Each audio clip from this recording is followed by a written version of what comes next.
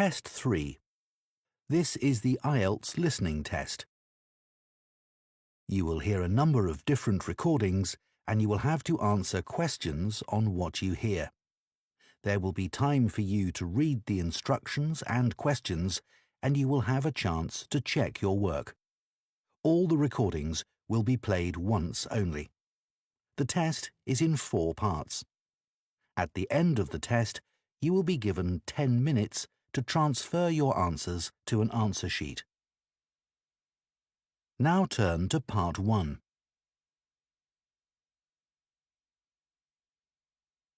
Part 1. You will hear 2 neighbours who live in an apartment block talking about shopping for food. First, you have some time to look at questions 1 to 6.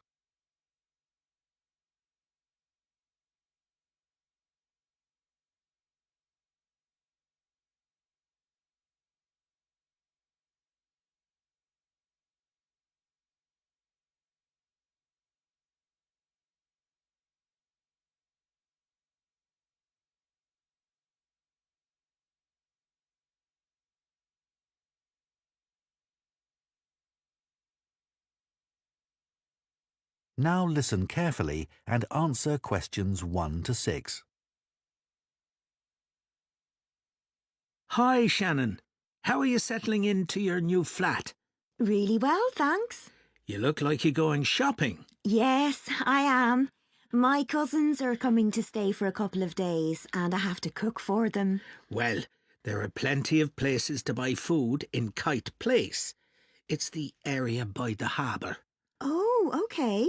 I'll find that on the map. Thanks. What sort of food do you need to get? Well, neither of them eats meat, but they both like fish. Well, there's a really good fish market there. Oh, great. Where is it exactly? It's at the far end of Kite Place. So you have to go over the bridge and then it's on the right. OK. Is it open all day? It doesn't close until 4, but I'd recommend going earlier than that. It does run out of some things. Oh, I don't want that to happen. As long as you get there by 3:30, you should be fine. It's only 11 now, so plenty of time. Right? Do you need to buy vegetables too? I do, and I want to avoid all the plastic packaging in the supermarket. Well, there's a really nice organic shop there. Now, what's it called? It's the name of a flower. I know, it's Rose. Oh, that's a nice name. Yeah, it sells vegetables and quite a lot of other stuff. And where's that? Well, as you reach the market, you'll see a big grey building on your left. I think it used to be a warehouse. Anyway, now it's a restaurant upstairs, but the ground floor has 2 shops either side of the entrance, and it's the one on the left. That's easy enough. You can't miss it. There's also a big sign on the pavement, so you can look for that. Fine. I guess if I need anything else, I'll have to go to the supermarket. Yeah, you should be able to get everything you need. But there's a minibus that goes to the supermarket if you need it. It's purple, and the number is 289. Thanks. That's great. Before you hear the rest of the conversation, you have some time to look at questions 7 to 10.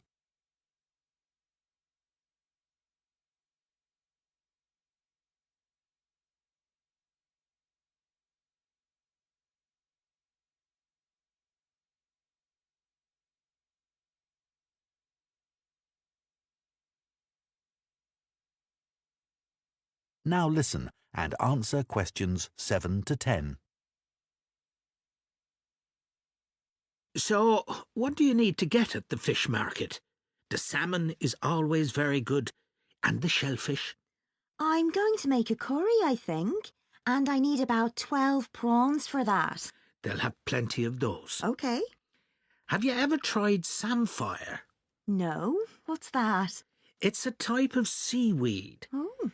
I just ask for a handful, and you fry it in butter. It's delicious. Oh, I might try that. How do you spell it? It's S-A-M-P-H-I-R-E. A M P H I R E. Great. It's always good to try something different. Yeah. I'll see what beans they have in the organic shop, and I think I'll get something for dessert there.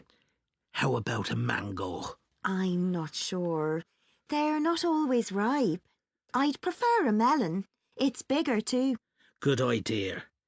The owner also sells a lot of spices there that you can put in a curry, and things like coconut.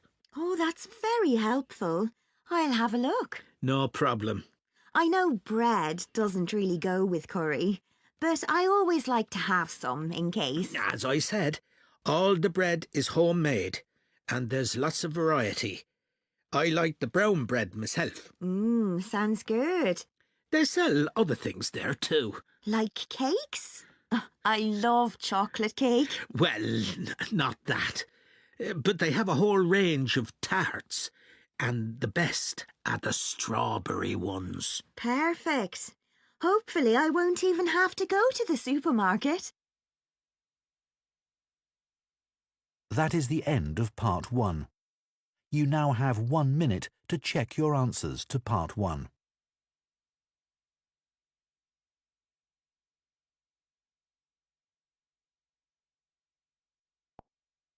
Part 2.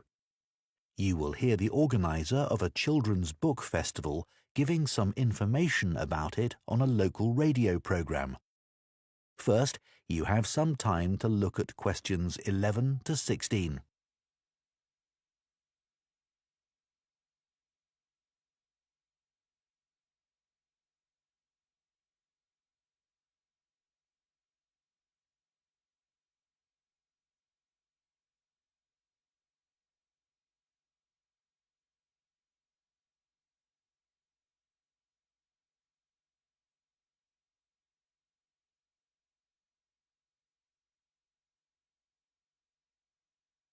Now listen carefully and answer questions 11 to 16.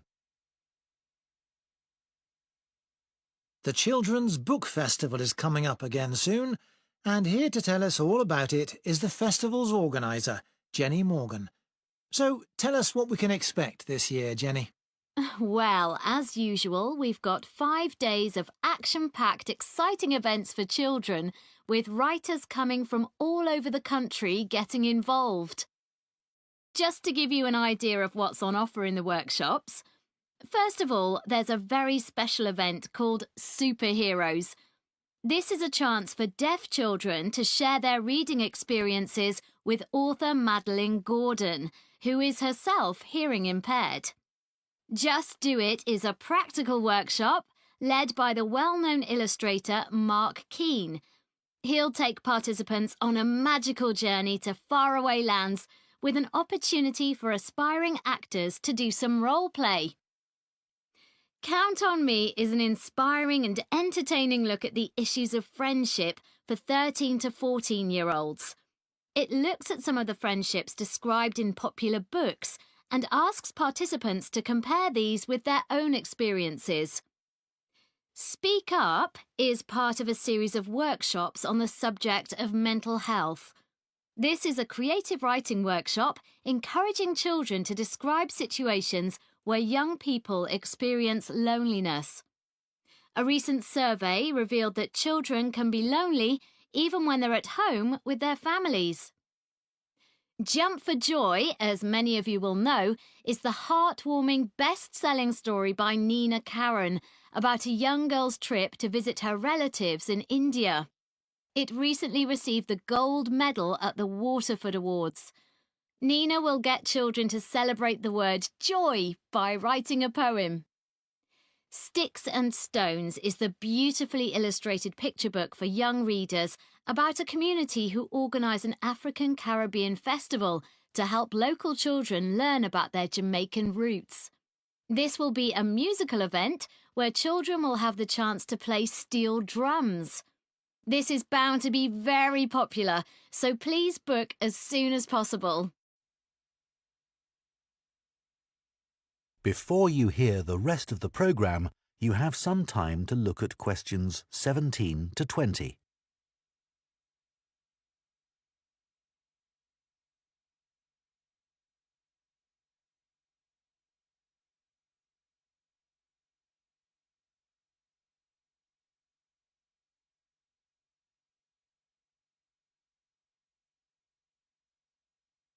Now listen and answer questions 17 to 20.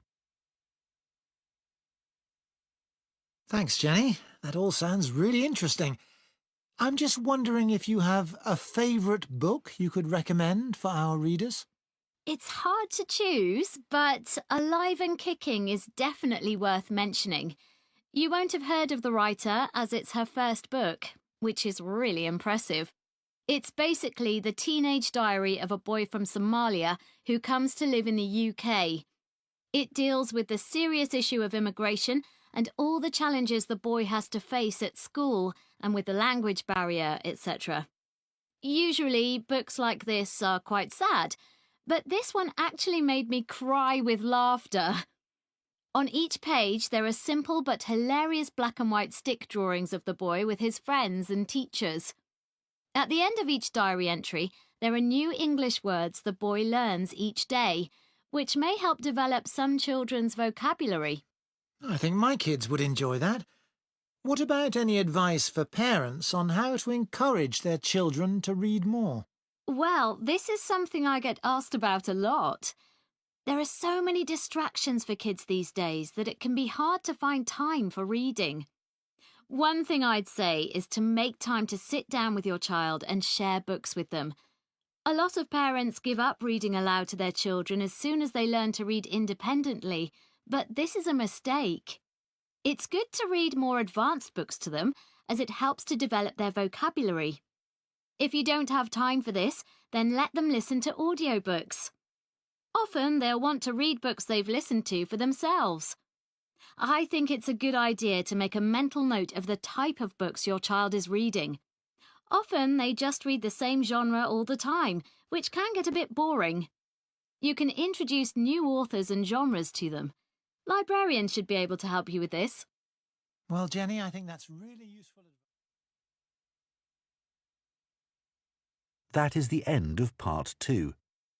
You now have 30 seconds to check your answers to part 2.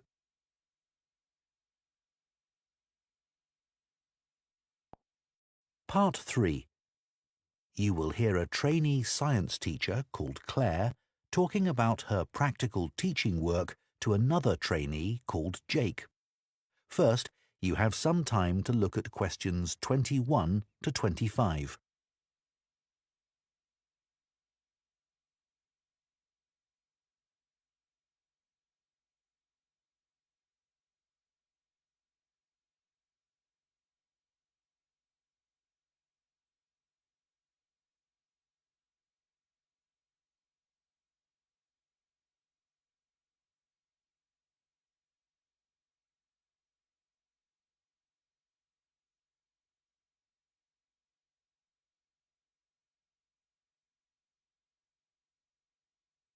Now listen carefully and answer questions 21 to 25.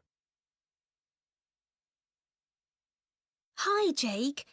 How are you getting on with the practical teaching? It's harder than I expected, but I've got some great classes. How about you? Not brilliant. I'm really struggling with my Year 12 science class. Are they hard to control? Well, I don't have discipline problems as such. It's just that they don't seem to think that science has anything to do with their lives. It's depressing.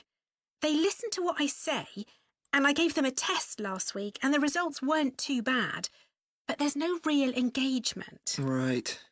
And as part of my teaching practice, I have to design an experiment for them to do. I was wondering about something on the children's diets, asking them to record what they eat and maybe linking it to their state of health. Let's think. So your methodology would involve the children recording what they eat, okay, but you'd also need to have access to the children's medical records, and I don't think people would be happy about that. Confidentiality would be an issue. If you could get the right data, the conclusions might be significant, but I suspect it's not going to be easy. Right. Have you thought about doing an experiment using animals? Wouldn't that be upsetting for the children? Well, the animals don't have to be harmed in any way. It could just be an experiment where they're given a certain diet and the effects are observed. Would I have to get permission to use animals? Yes, you'd have to submit an outline of the experiment and fill in a form, but it's quite straightforward. But if we found out that, say, a particular diet affects the health of animals, the same thing wouldn't necessarily be true for people, would it? No, that's true. But the findings for any experiment are going to be limited. It's inevitable. I suppose so. So, what animals could I use to investigate the effects of diet?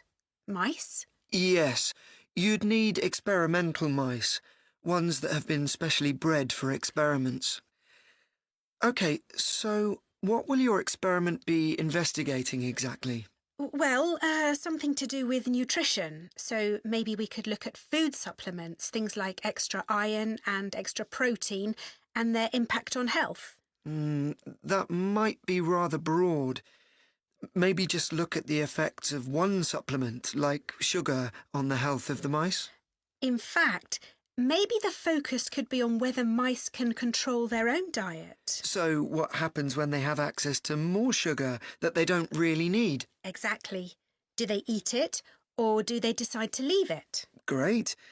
Then later on you could do a follow-up experiment adding another variable, like you could give some of the mice the chance to be more active, running on a wheel or something, and the others just sit around and don't do much. Or I could repeat the experiment but change the type of food I provided, or use mice with a different genetic structure. But I think your idea would be more interesting. I might think about that some more. Before you hear the rest of the discussion, you have some time to look at questions 26 to 30.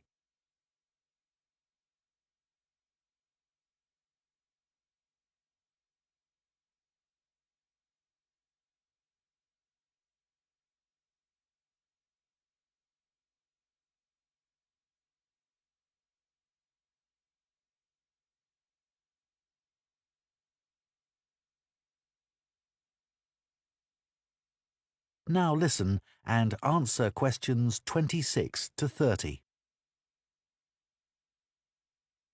So, can I talk through a possible procedure for the experiment where mice are given a sugar supplement?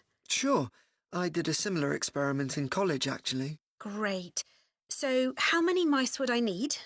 I'd say about 12, and all young ones, not a mixture of old and young. OK.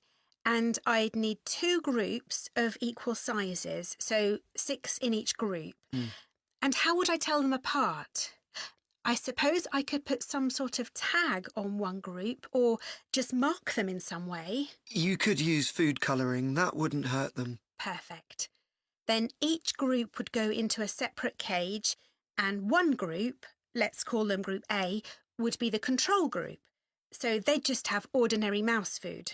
I suppose you can buy that? Yes, it comes in dry pellets. And the other group would have the same as the first group, but they'd also have the extra sugar. Would you just give them straight sugar? It might be better to give them something like cereal with it. Then you'd need to weigh the mice, I should think, once a week. And you'd need an electronic balance. But we can't hold them on the balance, or it'd affect the reading. Exactly. So you need something called a weighing chamber to stop the mice from running away. It sounds complicated, but actually you can just use a plastic box with holes in the top. OK. So once we've measured the weight gain of each mouse, we can work out the average for each group, as well as the standard deviation, and then see where we go from there. That sounds cool. I think the students will enjoy it. Yes. One thing you must remember... That is the end of part 3. You now have 30 seconds to check your answers to part 3. Part 4. You will hear part of an environmental science lecture about microplastics. First, you have some time to look at questions 31 to 40.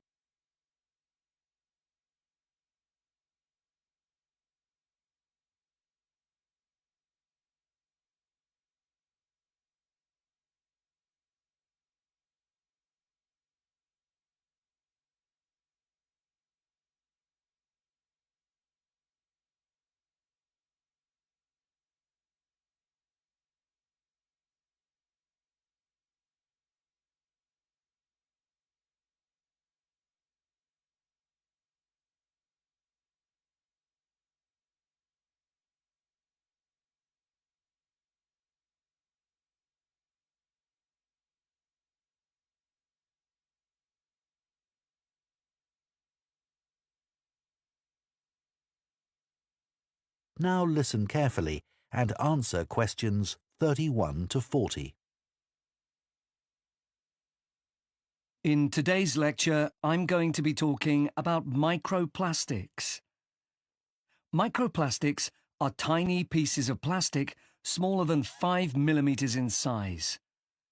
Recently, there's been a greater awareness that there are large quantities of plastic waste, big and small, in the environment.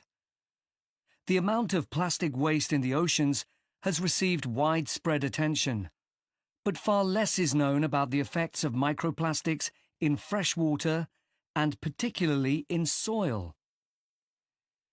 Microplastics can enter the environment via a number of different sources. Threads and microfibers detach from synthetic clothing every time they're put in a washing machine, and these find their way into the water system. Other sources include big pieces of plastic waste that are already in the environment, and these break down into microscopic particles over a period of time.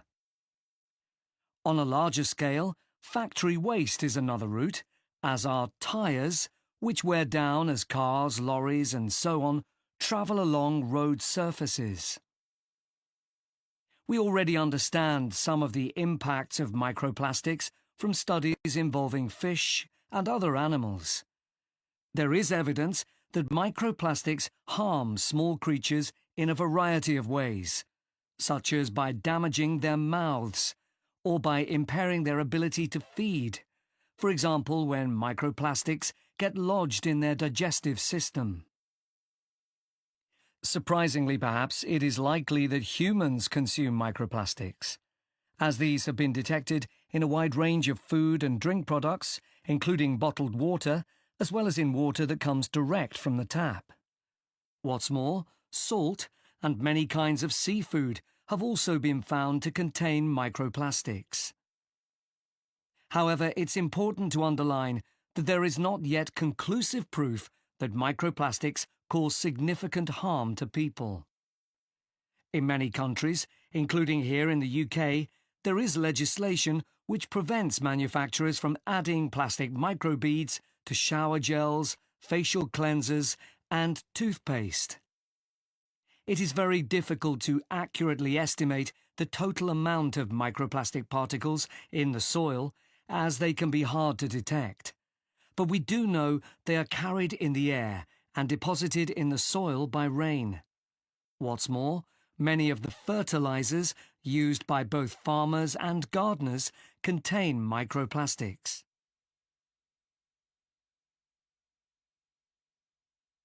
A team from the Anglia Ruskin University in Cambridge has carried out a study of the effects of microplastics on the digestive tracts of earthworms.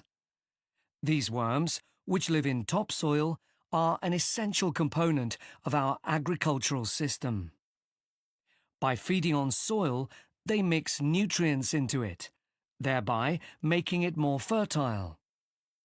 The researchers set out to discover whether the introduction of microplastics into the soil and the subsequent ingestion of these by earthworms would impact soil quality and ultimately inhibit plant growth. The short answer was yes, it did. After placing 3 different types of microplastic particles into the soil, they planted perennial ryegrass. The particles of microplastic which included biodegradable PLA and conventional high-density polyethylene, or HDPE, were then ingested by the earthworms in the soil. The result was that the worms lost weight rapidly. What's more, a lower percentage than normal of the ryegrass seeds germinated, and the researchers concluded that this was a direct result of the earthworms being unable to fulfill their normal role in making soil more fertile. The team also discovered that there was an increase in the amount of acid found in the soil, and this was attributed mainly to the microplastic particles from conventional HDPE plastic. The conclusions of the study make for very interesting reading. I've included the reference in the notes to give you at the end of this session. To summarise, the authors proposed the idea that we need to regard soil as we would regard any other process in nature.